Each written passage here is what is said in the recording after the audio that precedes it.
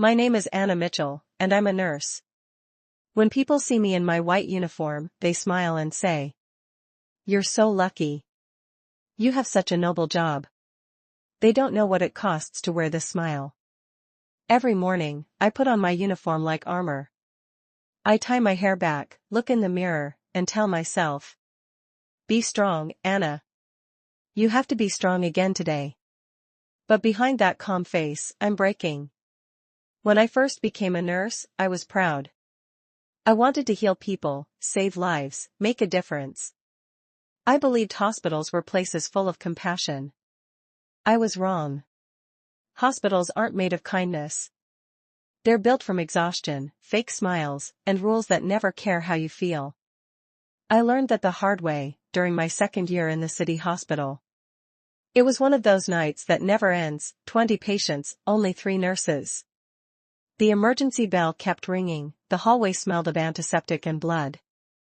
I hadn't eaten in 13 hours. My hands were shaking. But still, I smiled.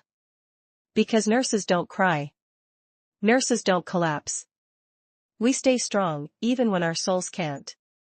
That night, a senior doctor, Dr. Harris, noticed me. He was charming, confident, and kind, or at least, he pretended to be. He'd often say, "Anna, you work harder than anyone here." Those words were like medicine for my tired heart. He started helping me during shifts, bringing me coffee, checking if I was okay. And slowly, I began to trust him. It felt nice, to be seen. To be noticed. To not be invisible in that endless, cold hospital. He made me laugh again. He told me I was special, different from others. I didn't realize I was walking into a trap built from sweet words and fake concern. Weeks passed. He began to ask for favors. "Anna, can you stay after your shift to help me with a report? Anna, can you cover my night round? I'll owe you one." And I said yes. Every time. Because I thought he cared. But slowly, the truth began to show. When he talked to me, his voice changed, from soft to commanding. He started treating me like an assistant, not a person. And when I asked for a single day off after 14 straight shifts, he said, "You nurses complain too much. You should be grateful you have a job." Those words, cut deeper than any knife.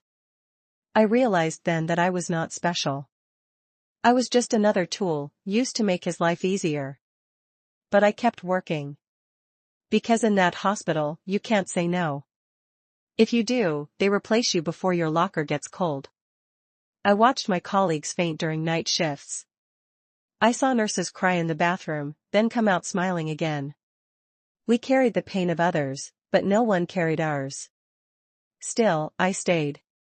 Because I thought maybe, one day, it would get better. Maybe kindness would come back to this place. Maybe someone would care for me the way I cared for everyone else. But hospitals don't care about hearts. They only care about numbers. And mine was about to break. One night, a patient held my hand and whispered something that shattered me completely.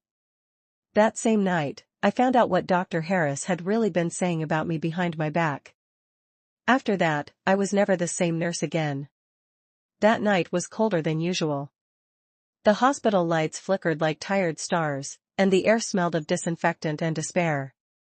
I was on the night shift again, alone in the surgical ward, surrounded by machines that beeped like cries for help. Every sound echoed through my head. The ticking clock, the patient monitors, the faint hum of pain that never really stopped. I hadn't slept for 2 days. My back ached, my eyes burned, and yet I smiled. Because patients look at your face for hope. If you look tired, they lose strength. Around midnight, I went to check on an old man named Mr. Dalton. He had heart surgery a week ago and always asked for extra sugar in his tea. When I entered, his eyes were dim but warm. He whispered, "Anna, why do you always look so sad when you think no one's watching?" My throat tightened. I wanted to say, "I'm fine," but my voice cracked. He smiled faintly and said, "You take care of everyone, dear. But who takes care of you? I didn't answer. I couldn't. His words hit something inside me that I had buried long ago. A few hours later, he went into cardiac arrest. We tried everything. CPR. Defibrillator. Adrenaline. But he didn't make it. As I stood there, staring at his lifeless body, something inside me broke. Not because I lost a patient, I'd seen death before. But because his last words reminded me that I was invisible. When my shift ended at dawn, I sat on the hospital bench, hands trembling. Dr. Harris walked by, laughing with two other doctors. He looked at me and smirked. "Anna, still here? You should probably go home and fix your face. You look like a zombie." They laughed. I felt my chest burn, a mix of humiliation and heartbreak. Later that day, one of my fellow nurses, Maya, pulled me aside. She said quietly, "Anna, you should know. Dr. Harris told others you follow him around like a lost puppy." For a moment, I couldn't breathe. Everything went blurry, the walls, the noise, the air. I had given him my time, my respect, my loyalty. And he used it to mock me.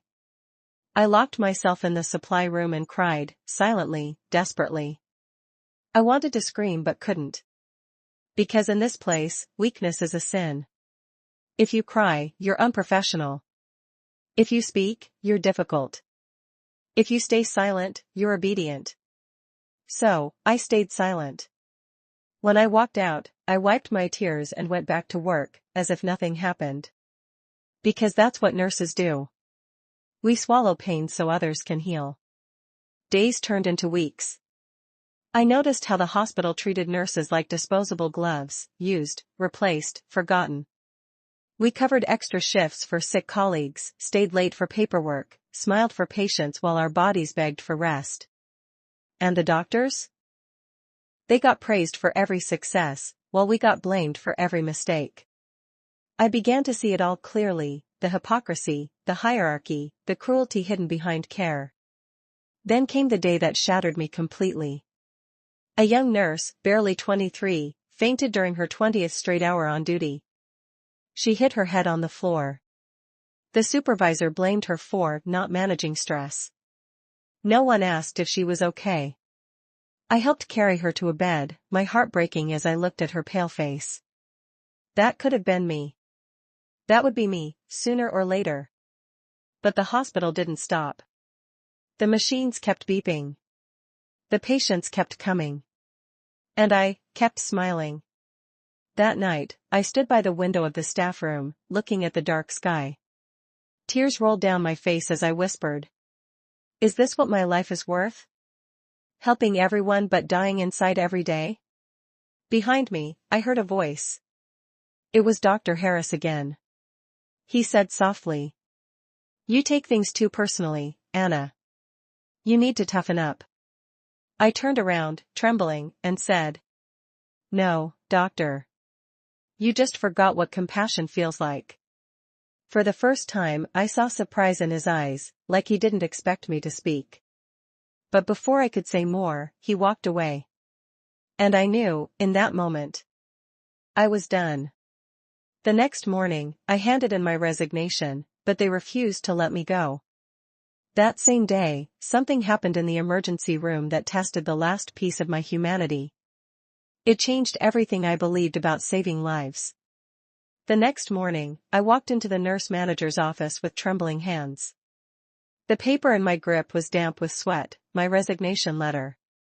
I had spent the whole night writing and rewriting it, crying between lines. Every word felt like tearing a piece of my soul. When I handed it to her, she didn't even look up. She just said, "We're short-staffed, Anna. You can't leave now." "I can't do this anymore," I whispered. She sighed, her eyes cold. "You're not the first to say that. And you won't be the last.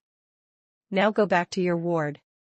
Just like that, my decision, my pain, my breaking point, meant nothing. I stood there, silent, watching the woman who once told me to follow my passion treat me like a replaceable machine. I walked out slowly, my steps heavy, my heart heavier. That day was chaos. The emergency room overflowed. A bus accident had filled every bed, every corridor, every inch of air with panic. Blood. Screams. Beeping monitors. I threw my bag aside and rushed to help. There was no time to think, no time to breathe. One of the victims was a teenage girl, barely 17. Her arm was broken, her face pale. She looked at me with wide, terrified eyes. "Am I going to die?" she whispered. I squeezed her hand. "No, sweetheart.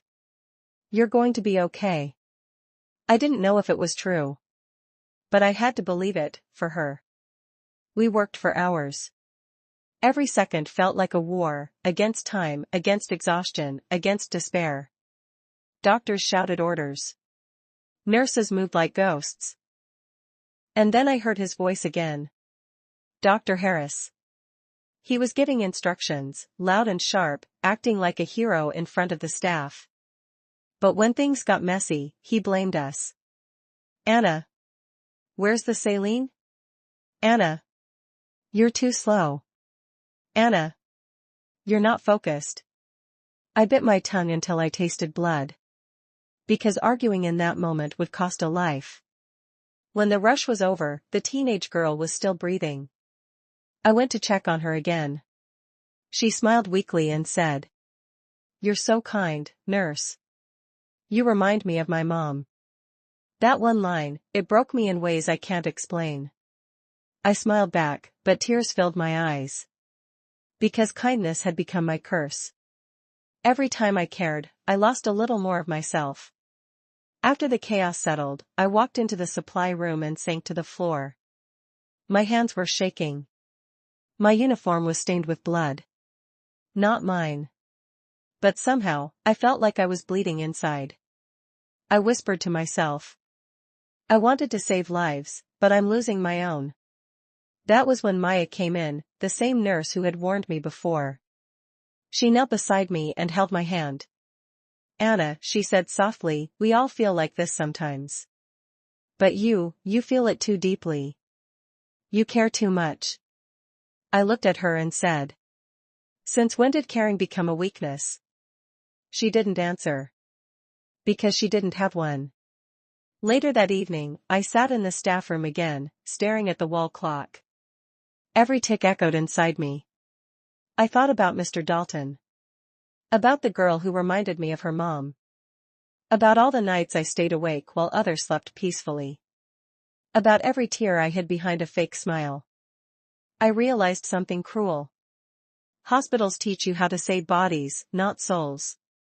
And no one teaches you how to save your own. Just as I stood up to leave, a code blue alarm went off. Room 304. I ran, heart pounding, breath short. It was the teenage girl. Her heart had stopped. We did everything, chest compressions, oxygen, adrenaline. I kept whispering, "Come on, sweetheart, stay with me." But her pulse never came back. Time of death, 10:47 p.m. My hands froze on her chest. Dr. Harris said coldly, "Move her out. We need the bed for the next patient." Something inside me snapped. I turned toward him and shouted. She was a child. She was scared. And all you care about is a bed? The room went silent. He looked at me like I'd lost my mind. Maybe I had. He said, "You're too emotional for this job, Anna." I laughed, a broken, bitter laugh. "No, doctor.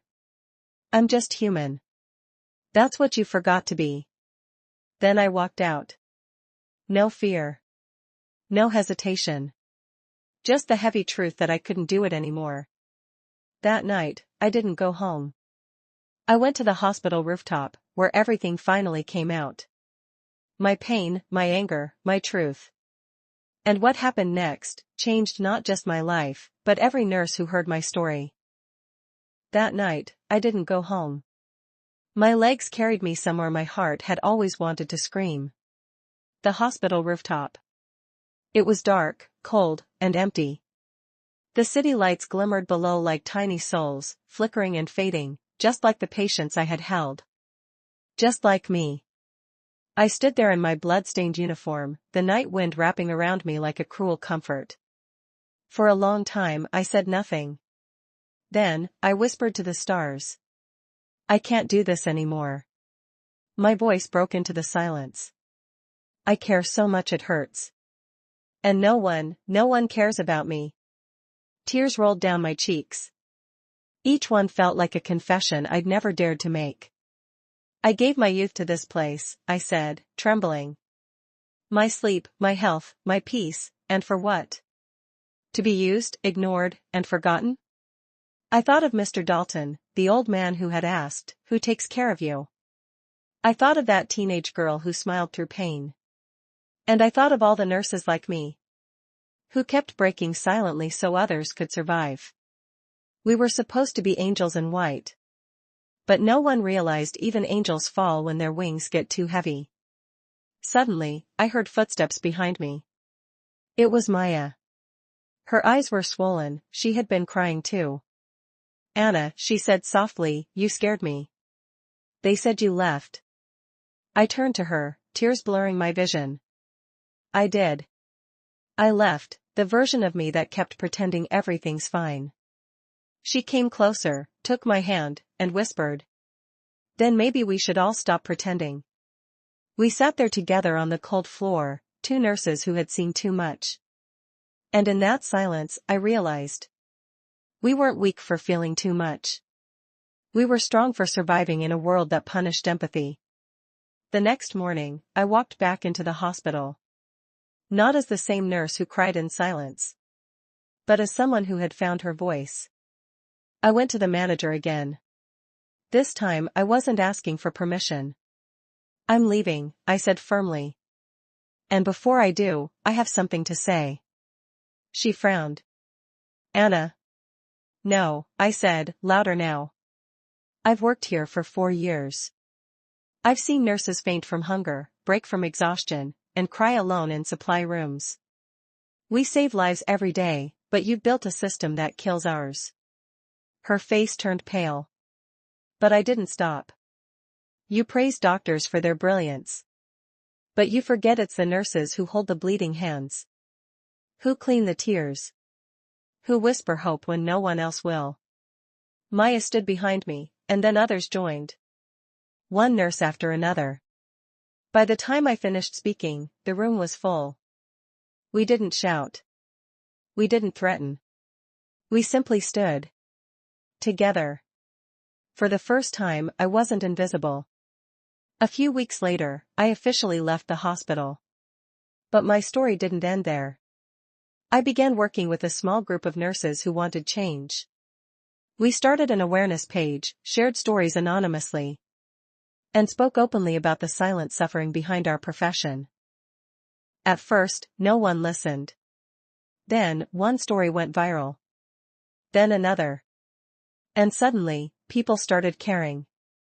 For the first time, I felt like maybe, just maybe, our voices mattered. Sometimes, I still wake up at night and hear the beeping of machines in my dreams. Sometimes, I miss the sound of life returning after a successful resuscitation. But then I remember, I saved hundreds of people. And it's okay if I choose to save myself now. I visit Mr. Dalton's grave sometimes. I leave a small note each time. The last one said, "You asked who takes care of me. I finally learned, I do." And to every nurse who might be listening to this story. If you've ever cried in silence. If you've ever felt invisible. If your hands have healed others while your own heart bled. Please remember. You are not weak. You are not replaceable.